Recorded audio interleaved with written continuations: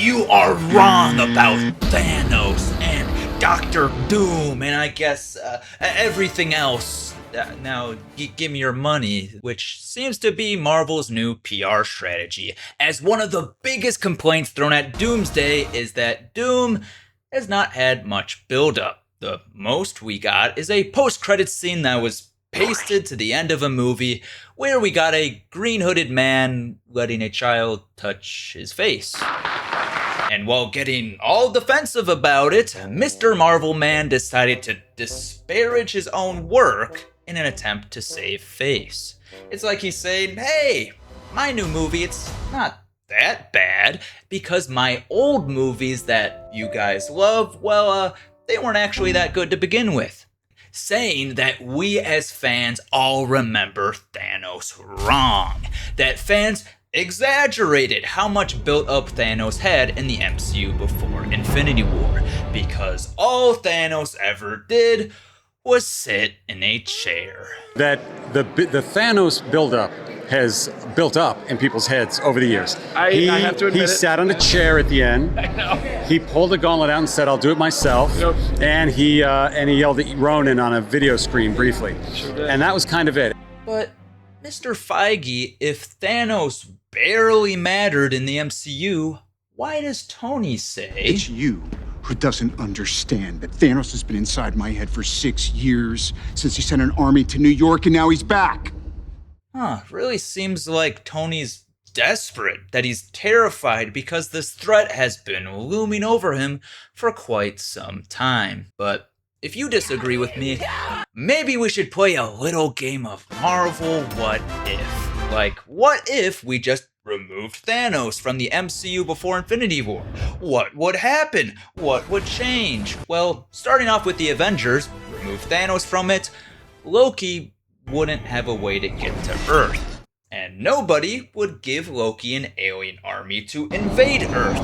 The Avengers would never assemble, the Guardians of the Galaxy would never assemble, and Tony doesn't get so scared he would decide to build Ultron. But yeah, other than that, I guess the purple guy in the chair had basically no impact.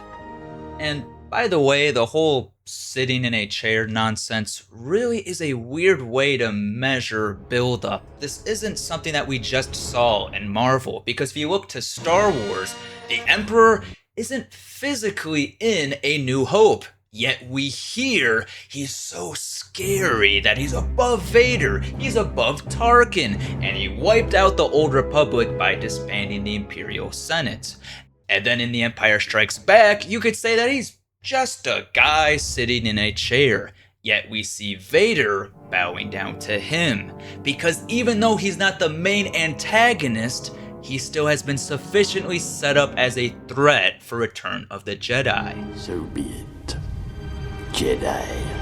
And to be on the same page, I also want you to know that I'm not saying you can't introduce a great villain with zero build-up. Of course you can. A good movie can introduce and develop a villain all on its own. But it's quite difficult, especially when you have 100 other characters to juggle.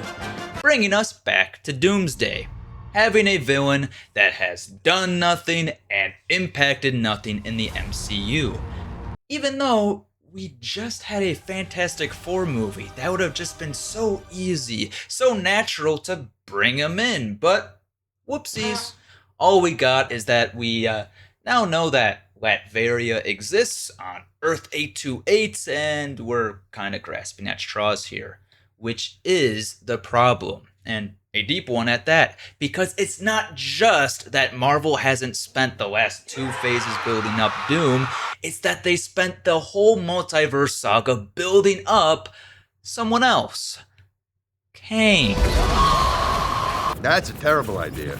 And it really seems like Marvel wants to just somehow ignore the fact that the modern MCU was all pointing towards this big bad boy over here that they spent years building up, only to can him for Doctor Doom, the character with no history in the MCU, who is forced in to cover up Marvel's other failures. I am Kang!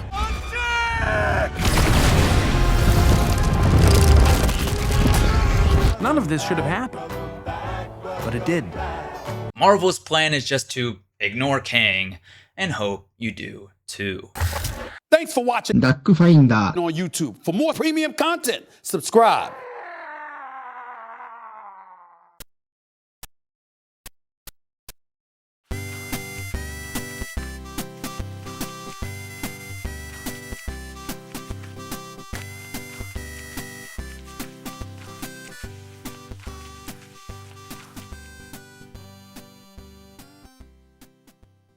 Just like